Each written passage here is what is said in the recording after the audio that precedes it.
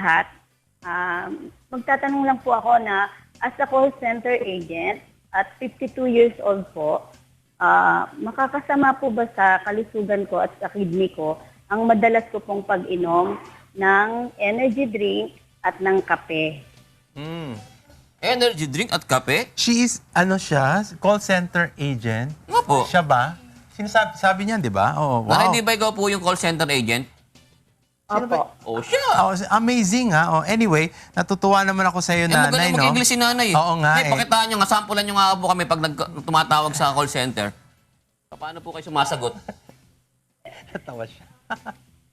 Hello po. Anong accent? De. Anyway, yung tinatanong ni nanay, no, una-una kasi, pag umiinom kang, ano sabi niya? Maraming Energy drink. Kape. Oo. Lalo na sa edad mo, nanay, na gano'n, siguro mas maiging uminom ka na lang ng water, tubig, kaysa mga energy drink. Kasi minsan yung mga energy drink, hindi nating alam ang mga contents o ang mga ingredients, no? Lalo na ang trabaho mo ay call center agents, madalas kang nakaupo, no?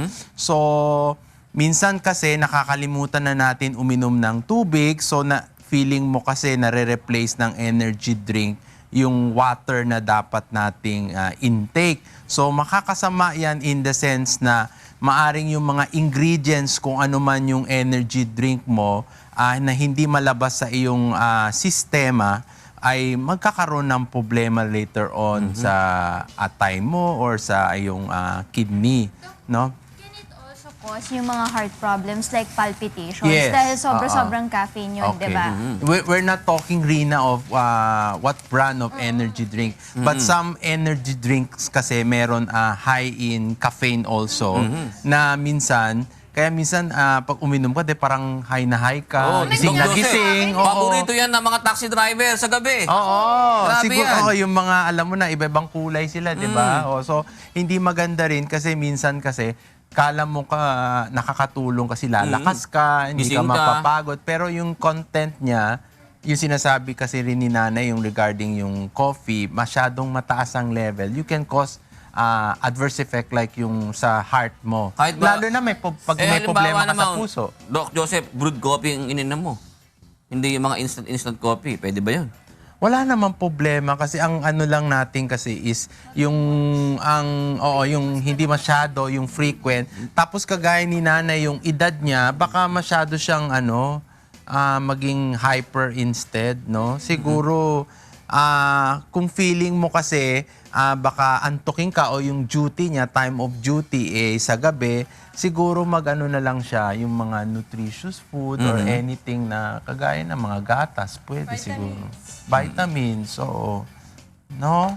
O mag-shake ka ng mga prutas. Yun Mas na lang. makakatulong.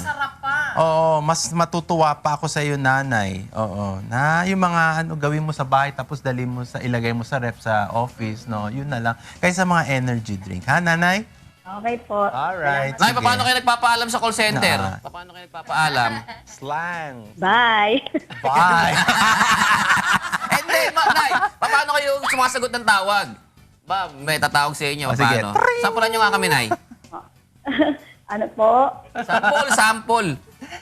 Tumawag ka. Pag may sasagutin po. Opo.